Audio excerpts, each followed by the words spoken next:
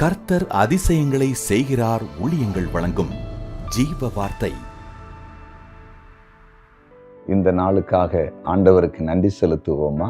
ஒவ்வொரு நாளும் ஆண்டவர் ஜீவ வார்த்தை கொண்டு பேசுகிறார் அல்லவா? அந்த வார்த்தை வழியாய் அற்புதத்தை செய்கிறார் அல்லவா? அவர் சொல்லுகிறதை செய்கிறார் அல்லவா? ஆண்டவருக்கு மகிமை செலுத்துவோம். பிறந்த நாளை காண்கிற உங்களை வாழ்த்துகிறேன். திருமண நாளை காண்கிற குடும்பங்களை வாழ்த்துகிறேன். நீங்கள் ஆசீர்வாதமாக இருப்பீர்கள். இன்றைய ஜீவ வார்த்தைக்கான வசனத்தை கேட்போமா? 2 நாளாகவும் 6வது அதிகாரம் அதன் 5-6 வசனங்கள். அவர், நான் என் ஜனத்தை எகிப்தேசத்திலிருந்து புறப்பட பண்ணின நாள் முதற்கொண்டு என் நாமம் விளங்கும்படி ஒரு ஆலயத்தை கட்ட வேண்டும் என்று நான் இஸ்ரவேலுடைய எல்லா கோத்திரங்களின் மேலுள்ள வேறே யாதொரு பட்டணத்தை தெரிந்து கொள்ளாமலும் என் ஜனமாகிய இஸ்ரவேல் அதிபதி இருக்கும்படி வேறு ஒருவரை தெரிந்து கொள்ளாமலும் என் நாமம் விளங்கும் ஸ்தானமாக எருசலேமையும் என் ஜனமாகிய இஸ்ரவேல் மேல் அதிபதியாய் இருக்க தாவீதையும் தெரிந்து கொண்டேன் என்றார். இன்றைய ஜீவ வார்த்தையின் தலைப்பு தெரிந்தெடுத்திருக்கிறார். பாருங்க, ஆண்டவர் இங்க பேசும்போது சொல்ல அந்த வசனத்துல, அதாவது பேசும்போது என்ன சொல்லியிருக்கிறார் தெரியுமா? அதாவது நான் வேறு எந்த பட்டணத்தையும் தெரிந்து கொள்ளல. அதாவது கர்த்தருடைய ஆலயத்தை கட்டுவதற்கு நான் எருசலேமை தெரிந்து கொண்டேன். அதே போல இஸ்ரவேல் மக்களுக்கு அதிபதி இருக்கும்படி தாவீதை தெரிந்து கொண்டேன். பாருங்க, இது முக்கியமான எவ்வளவு ஆழமான கருத்தை பேசியிருக்கிறாரு. எவ்வளவோ இடம் இருக்குது, ஆனா ஆண்டவர் எருசலேமை தெரிந்து கொள்றாராம். வேற எந்த பட்டணம் தெரிந்து கொள்ளல. அப்போ ஒரு ஆலயம் கட்டுவதற்கு கூட ஒரு தெரிந்து கொள்றாரு. அது மட்டுமல்ல, தாவீது அதிபதியா இருக்கும்படி தெரிந்து கொண்டாராம். இன்றைக்கு உங்களோடு ஆண்டவர் பேசி கொண்டிருக்கிறார்.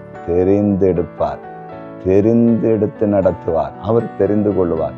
ஆகாதென்று தள்ளப்பட்ட கல்லுதான் மூளைக்கு தலைக்கல் ஆயிட்டான். தேவ பிள்ளைகளே, கர்த்தர் உங்க வீட்டை, உங்க குடும்பத்தை, உங்க கிராமத்தை, உங்க பட்டணத்தை முக்கியமான இடமாய் தெரிந்து கொள்ளுவார். முக்கியமான காரியங்கள் நடப்பிக்க இடமாய் தெரிந்து கொள்ளுவார். உங்க வீடு ஒரு ஜெப வீடாய் மாறும். உங்க குடும்பம் கர்த்தருக்கு ஊழியம் செய்கிற குடும்பம் மாறும். உங்க குடும்பம் ஒரு பெரிய பிசினஸ் பண்ற குடும்பம் மாறும். ஏன் மாற்ற முடியாது? அவர் தானே தெரிந்து கொள்றாரு. அழைக்கப்பட்டவர்கள் அநேகர், தெரிந்து கொள்ளப்பட்டவர் சிலர்னு பைபிள் சொல்லுது. அதனால ஆண்டவர் இன்றைக்கு உங்களோட பேசி கொண்டிருக்கிறார். உங்களை தெரிந்தெடுக்க போகிறார். எப்படி கர்த்தருடைய ஆலயத்தை கட்டுறதுக்கு எருசலேம் தேவனால் தெரிந்து கொள்ளப்பட்டதோ, எப்படி இஸ்ரவேல் ஜனங்களுக்கு தலைவனாய் அதிபதியாய் இருப்பதற்கு தாவீதை ஆண்டவர் தெரிந்து கொண்டாரோ, அதே போல ஆண்டவர் உங்கள் குடும்பத்தை, உங்களை விசேஷித்தவர்களாய் விசேஷித்த காரியங்களை செய்யும்படிக்கு ஆண்டவர் தெரிந்தெடுக்க போகிறார், நடத்த போகிறார். அந்த அற்புதத்தை நீங்க பார்க்க போறீங்க. நம்புவீங்களா? ஜெபிப்போமா? ஜெபிக்கலாம். எங்கள் அன்பு தகப்பனே, உம்முடைய பிரசன்னத்துக்காய் நன்றி. ஆண்டவரே, ஸ்தோத்திரம். எத்தனையோ பட்டணங்கள் இருந்த பொழுதும் எருசலேமை தான் கர்த்தருடைய ஆலயத்தை கட்டும்படிக்கு தெரிந்து கொண்டு, எத்தனையோ நபர்கள் இருந்த பொழுதும் தாவீதைத்தான் ஆண்டவரே ஒரு அதிபதியாய் இருக்கும்படிக்கு தெரிந்து கொண்டு, அதே ஆண்டவர் இப்பொழுது இதோ ஜெபிக்கிற ஒவ்வொருவருக்காய் ஜெபிக்கிறேன். தெரிந்து கொள்ளுங்கப்பா, தெரிந்து கொள்ளுங்க. உடைய பிள்ளைகளை தெரிந்து கொள்ளுங்க. மேன்மையாய் இருப்பதற்கு தெரிந்து கொள்ளுங்க. உடைய பிள்ளைகளுடைய வீடுகளை தெரிந்து கொள்ளுங்க. குடும்பங்களை தெரிந்து கொள்ளுங்க. ஆண்டவருடைய அதிசயம் விளங்கட்டும் என்று ஜெபிக்கிறோம். கர்த்தர் எங்களை தெரிந்தெடுத்தார், எங்கள் குடும்பத்தை தெரிந்தெடுத்தார் என்று சாட்சி கொடுக்க கிரியை செய்யும்படியாய் ஜெபிக்கிறோம். இன்றைக்கு பேசின வார்த்தைகள், இந்த வசனம் வீணாய் போகாதபடி ஆண்டவர் பலமாய் கிரியை செய்து சாட்சிகளை எழுப்பும்படியாய் இயேசுவின் நாமத்தில் நாங்கள் ஜெபிக்கிறோம். எங்கள் மன்றாட்டை கேட்டீர், ஸ்தோத்திரம். எங்கள் ஜெபத்தை கேட்டீர், அதற்காய் ஸ்தோத்திரம். இப்பொழுது வியாதிப்பட்டவர்களை சுகமாக்குவீராக. சகல வியாதியும் எல்லாரை விட்டும் விலகட்டும் என்று ஜெபிக்கிறோம்.